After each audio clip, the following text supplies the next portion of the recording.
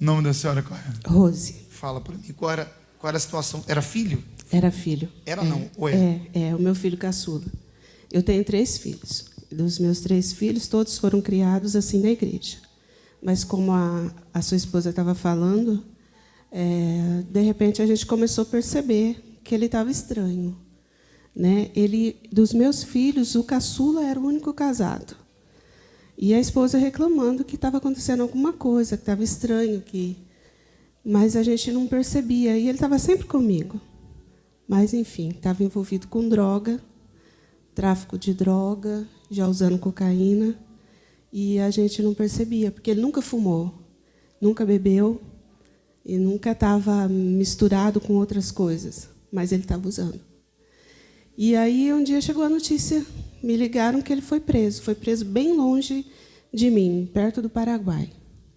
E aí aquela correria. A senhora sabia que ele estava no Paraguai? Não sabia. Ele nunca pegou um ônibus sozinho, nem para ir daqui em São José do Rio Preto. E ele pegou um ônibus e foi parar no Paraguai, para traficar. A gente não tinha noção disso. Naquele momento, a senhora recebeu a ligação, o que a senhora sentiu? Meu mundo desabou, pastor. Porque a gente, conhecedor da palavra de Deus, a gente achava que estava tudo certo. Entendeu?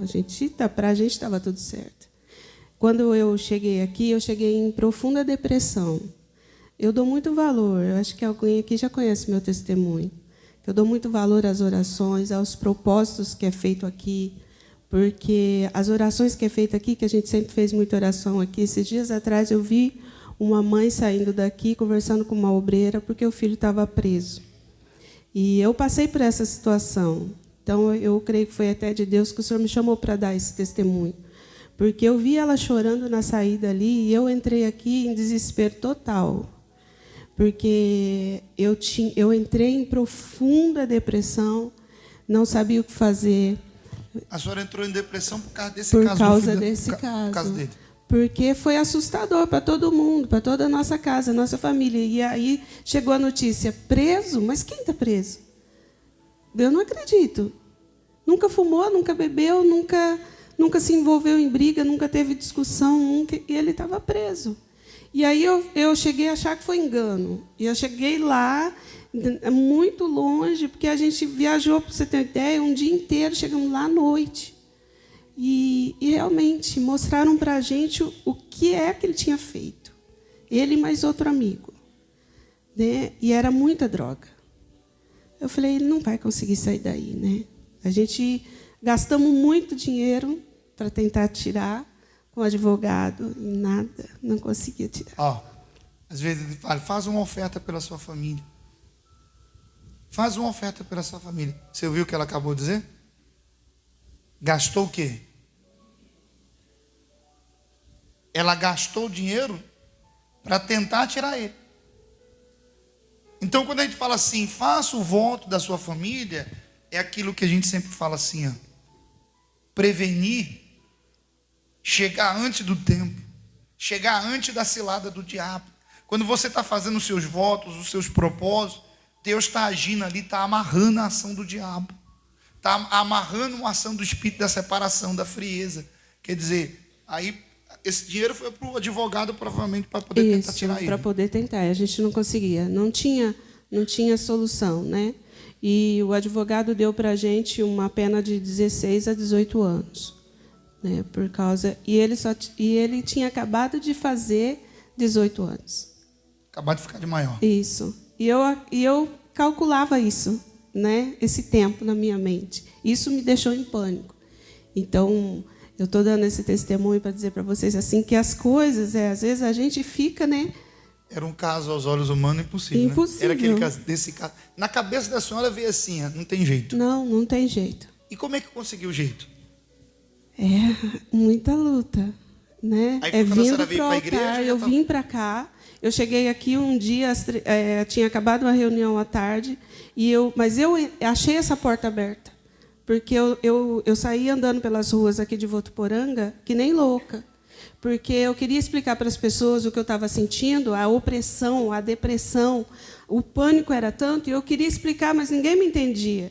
Todo mundo achava que eu estava muito calma, mas eu já estava em tempo de fazer uma loucura. Eu cheguei a pegar medicamentos na mão porque eu não conseguia dormir, e eu coloquei tudo na mão de uma vez assim, porque eu achava que se eu tomasse tudo aquilo eu ia dormir e ia acordar melhor. Porque eu queria dormir, eu não conseguia. Eu passava noites e noites, e isso foi mais de 3 anos, pastor. Porque aí, quando a notícia chegou, acabou o sossego, acabou a paz. Né? E quando eu cheguei aqui, eu sentei lá no fundo da igreja, a igreja estava meio escurinha, porque eu tinha medo de sair na rua e aquela sensação vinha. E eu procurava lugar aberto e não achava as lojas, né? E eu sentei aqui. E aí um pastor, à tardezinha, perguntou se eu precisava de alguma coisa. Eu vagamente contei, falei que eu estava com medo de sair à rua. E eu achei essa porta aberta e eu queria ficar aqui. E aí ele orou por mim naquele momento, me explicou os horários das reuniões, e eu comecei a vir. E um pastor determinou, o pastor Rodolfo, falou assim para mim, assim, olha, a senhora está sem fé, mas a senhora precisa começar a lutar primeiro para te fortalecer, para a senhora conseguir ajudar seu filho. A senhora olha a sua condição, como? Porque eu só via o problema. Eu não via que eu precisava de ajuda para poder ajudar. Né? Eu não tinha esse entendimento das armas que a igreja poderia me oferecer, que o altar poderia me oferecer, para eu conseguir ajudar meu filho. Eu não tinha isso na minha cabeça. Eu só via problema e dificuldade. Né? Enfim, ele tinha pegado 18 anos. E aí eu comecei a fazer as campanhas de sexta-feira. E comecei a vir na quarta, comecei a vir no domingo. E aí, nos domingos, a gente orava, e eu determinava, colocava o nome dele, e fazia os propósitos, e levava água, porque eu fazia as visitas. Então, não podia entrar essa água de garrafinha no presídio. Não pode. Eu catava toda aquela água e jogava em todos os alimentos dele. Tudo que eu ia levar. Tudo que estava embalado, eu jogava tudo e determinava a libertação dele. E continuei. Aí, um dia, na sexta-feira, fazendo, para o senhor ver, uma novena também, né? Eu conto a gente está na novena. A gente está na novena. E era aquele do tapetinho verde. Todo mundo, acho que as pessoas aqui lembram disso.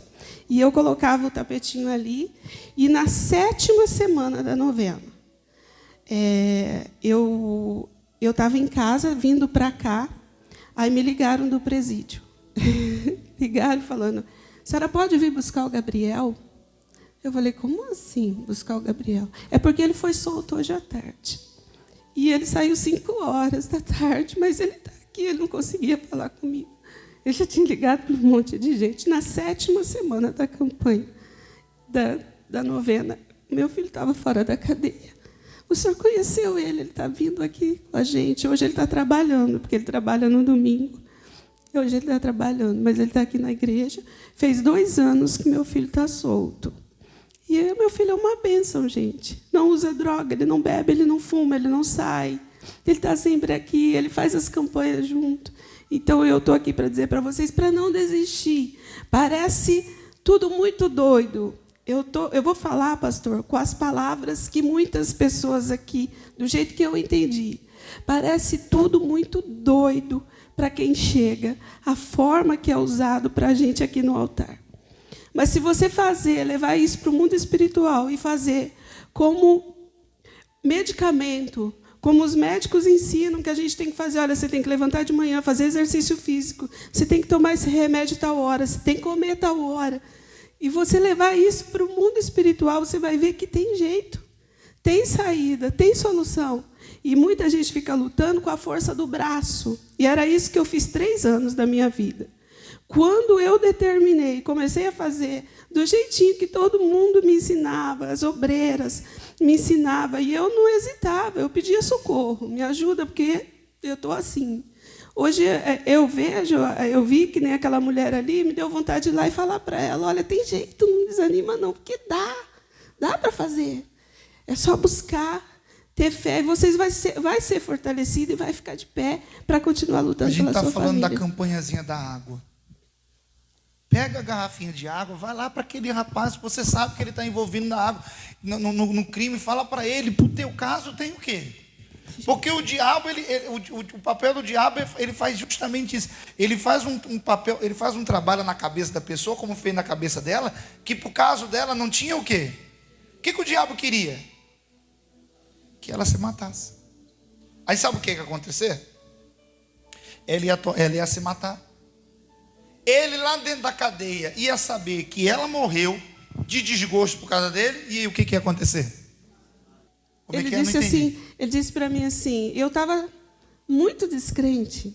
E ele disse assim, olha, dona Rose, o pastor Rodolfo falou isso para pastor Rodolfo, eu estou vendo, eu falei assim, pastor, mas foi 18 anos. E agora a gente está buscando para ele ir para o semiaberto. Ele falou assim, eu vi que a senhora está sem fé nenhuma, dona Rose. Eu não preciso da tua fé para Deus te abençoar, eu tenho a minha fé. E pela minha fé, eu determino que teu filho não vai para o semiaberto. Ele vai para a tua casa. Ele vai para casa, a senhora vai receber. Vocês estão entendendo? O que Jesus merece?